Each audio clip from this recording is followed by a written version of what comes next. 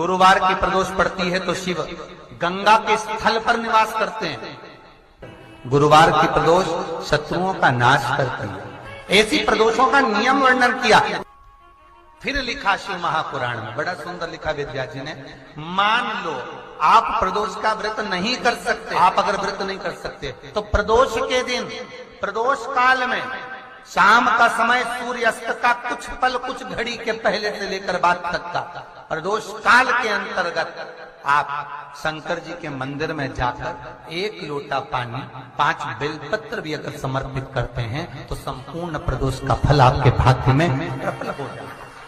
शिव महापुराण में शिव कथा कहती है, नंदी का एक पांव जो ऊपर होता है, आप लोग दर्शन करे होंगे शंकर जी के मंदिर में नंदी के, तो नंदी का एक पांव उठा हुआ होता है, एक पांव नीचा की ओर होता है। शिव पुराण की कथा कहती है, मान लो कोई हड्डी से जुड़ा हुआ रोग, नेत्रों से जुड़ा हुआ, मस्तिष्क से जुड़ा हुआ कोई रोग रहता है तो एक नीले कलर का फूल आता है माला, उस फूल में हल्दी डालकर गुरुवार का प्रदोष पड़ने पर जो नंदी के पांव के पास समर्पित कर देता है महाराज, उसका रोग धीरे धीरे समाप्त हो। लिंग पुराण कहती है कि नंदीश्वर भगवान के सामने जो पुष्प समर्पित करा जाता है उसको, ये तो लिखा था स्कंद पुराण और शिव पुराण।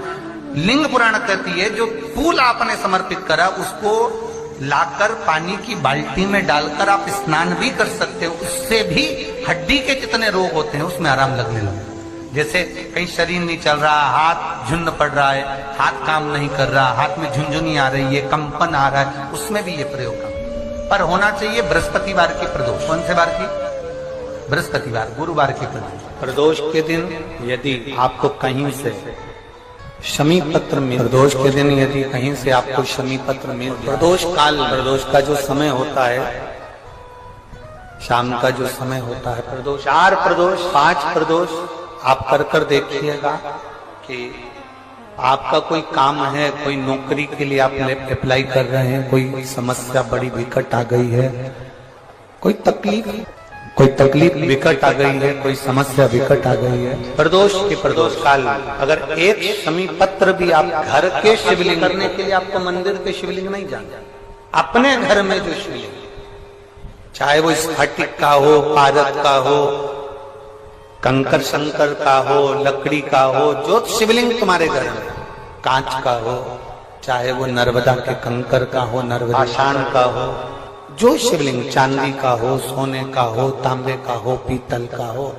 जो शिवलिंग तुम्हारे, एक शमी पत्र यदि आप भगवान शंकर के शिवलिंग पर समर्पित कर रहे हो और उस शमी पत्र को उठाकर रात्रि को 9:15 की जो एक मुहूर्त होता है, एक समय होता है जिस समय पर हम अपने मन की बात भगवान शंकर को कहते हैं, पूर्व में भी इसका वर्णन हम कर चुके हैं। उस 9:15 पर वो शमी पत्र को उठाकर एक कागज में, एक कटोरी में 4 या 5 प्रदोष के उस शमी पत्र को अपने पास में रखिए और जिस कार्य के लिए जा रहे हो उसको जेब में ऊपर के भाग में उसको रखकर लेकर जाइए, आपका वो कार्य सफल होकर ही रहेगा, वो रुक नहीं। शमी पत्र में इतना बल होता है, प्रदोष का जो शमी पत्र होता है वो बड़ा बलवान होता है, बड़ा। प्रदोष शिवरात्रि, सोमवार की अष्टमी, प्रदोष भी हर महीने आती है, शिवरात्रि भी हर महीने आती है, सोमवार भी हर महीने 2 3 4 5 पड़ी जाती है।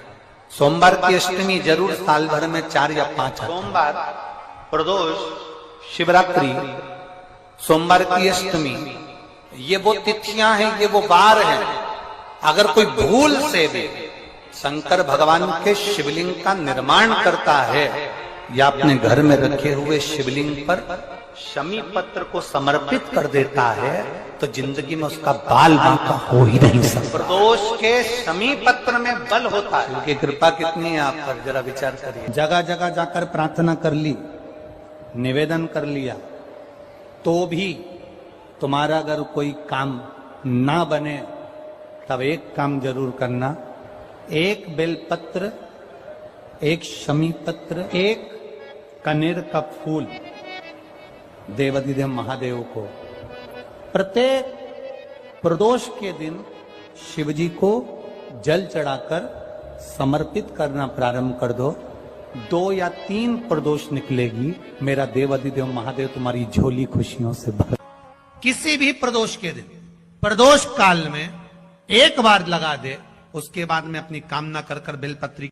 एक छोटा सा उपाय अवश्य करिएगा। अगर बच्चे कोई एग्जाम में बैठ रहे हैं या कंपटीशन एग्जाम है या नौकरी के लिए अप्लाई कर रहे हो, मान लो 4-6 महीने से बैठे हो, 8 महीने से बैठे हो, सर्विस नहीं है, नौकरी नहीं है, तो एक छोटा सा उपाय अवश्य करें। महाराज शिव महापुराण, बेलपत्री के पेड़ के नीचे विराजमान होकर, बेलपत्री के पेड़ के नीचे जिसको नौकरी के लिए या एग्जाम में बैठ रहा है वो जल चढ़ाए, बेलपत्री के पेड़ के नीचे थोड़ा सा दूध चढ़ाए, फिर जल चढ़ाए, और अपने राइट भाग में घी का दिया और अपने लेफ्ट भाग में तेल का दिया। किसी भी प्रदोष के दिन, प्रदोष काल में एक बार लगा दे, उसके बाद में अपनी कामना कर कर बेलपत्री के पेड़ के नीचे धोख लगाकर प्रणाम कर कर आ जाए और चले जाए इंटरव्यू के लिए, बाबा उत्तीर्ण करा ही देगा, नौकरी दिलाए। जितने सब लोग जम के तो बोलो जरा, जानते हो ना सब, मिट्टी का पार्थिव शिवलिंग का निर्माण जब हम करते हैं तो दुनिया के लोगों को लगता है कि हमने शिवलिंग बनाया एक, तो एक शिवलिंग के पूजन का फल मिल रहा है। ये दुनिया के लोगों को लगता है कि एक शिवलिंग के पूजन का फल मिल रहा है, पर शिव महापुराण की कथा कहती है पार्थिव शिवलिंग का निर्माण करना और उसकी पूजन करना, उसका मतलब है पार्थिव शिवलिंग को बनाने में जो मिट्टी हम एकत्रित करते हैं, उस मिट्टी में जितने जितने बारीक बारीक कण होते हैं, एक एक धूल का कण, मिट्टी का कण जितने एकत्रित होते हैं शिवलिंग को बनाने में, आप शिव जी का जब स्नान कराते हो, पूजन कराते हो, बेलपत्र चढ़ाते हो, तो जितने मिट्टी के अंदर बारीक बारीक कण होते हैं जिससे जुड़कर पार्थिव शिवलिंग का निर्माण होता है, वो 1000 करोड़ शिवलिंग की पूजन एक साथ हो जाती है, एक ही बार में। उतना फल हमारे खाते में चले जाता है, उतना।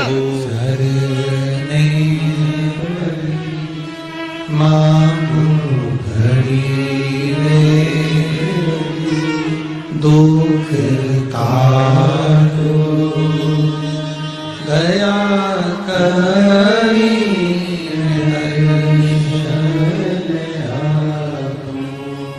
शंभो शरणे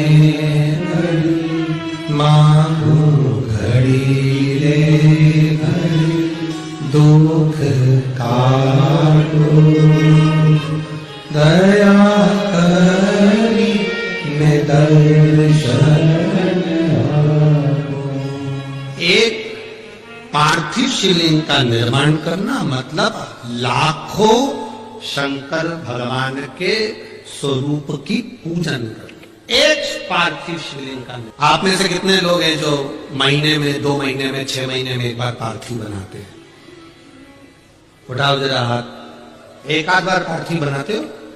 कुछ मत करो। आज अमरावती की इस पवित्र धारा सेक्शन के महीने में, जो हर महीने शिवरात्रि आती है, मैं महीने की हर महीने जो शिवरात्रि आती है, उस शिवरात्रि पर अपने गमले में, घर में जो मिट्टी हो, गमले में मिट्टी हो, पेड़ पौधे की जो मिट्टी हो, अपने गमले की ही मिट्टी को वहीं पर ऊपर उठाकर उसी गमले के अंदर शिवलिंग बनाकर वहीं पर पूजन कर कर वहीं पर उसका विसर्जन कर दूंगी।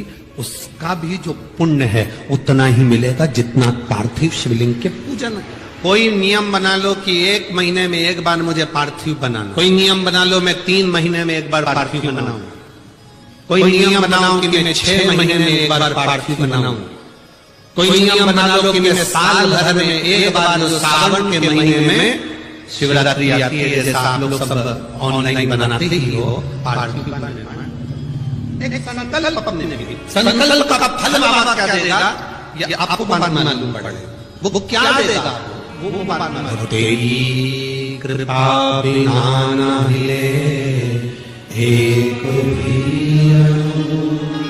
लेते सांस, तेरी कृपा से तनो तनो, हे गंगाधर मुक्तिदार ओंकार तू भोले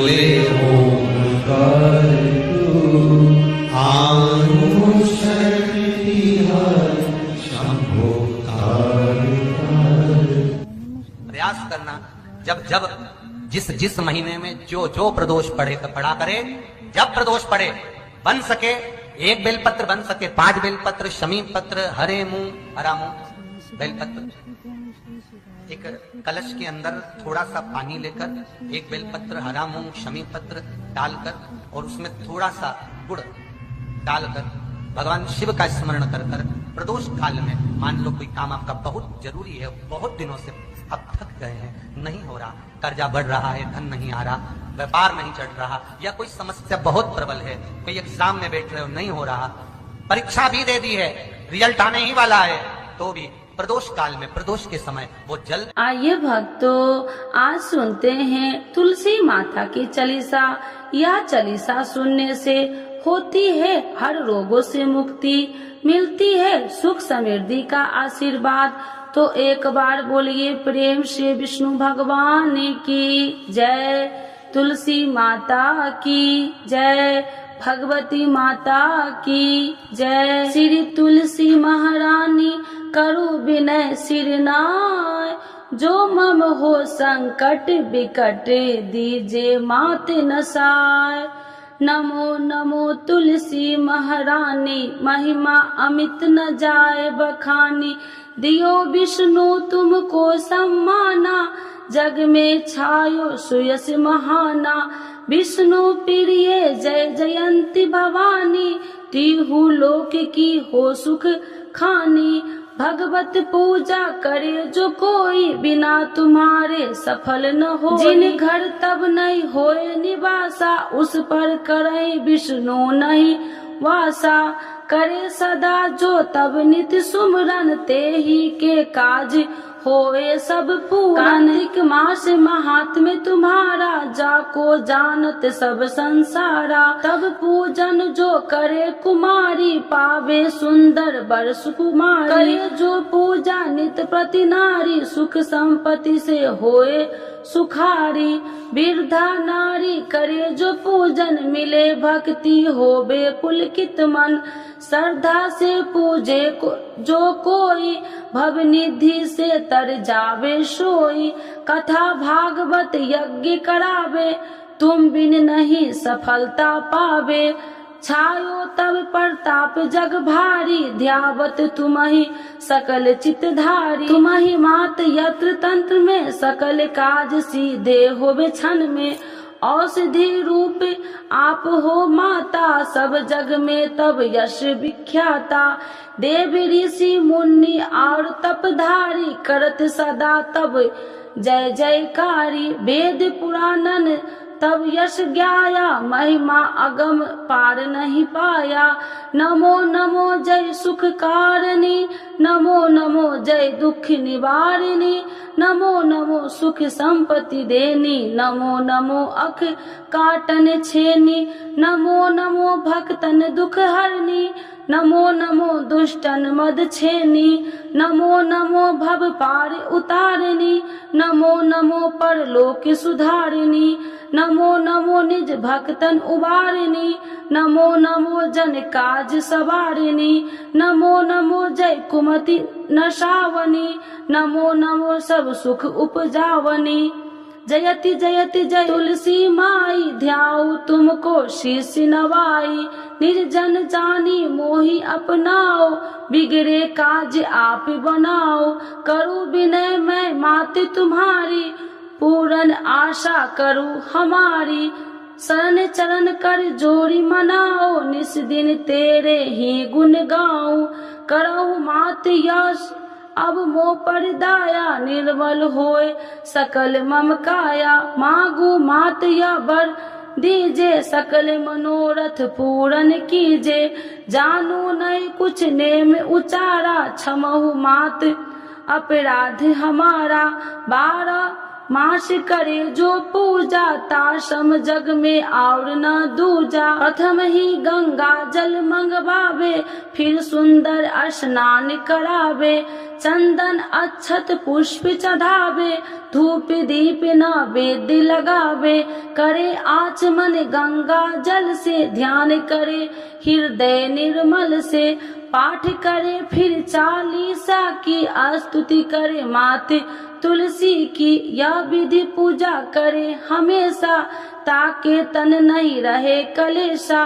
करे मास कार्तिक का साधन, शोभे नित्य पवित्र सिद्ध होई जाई।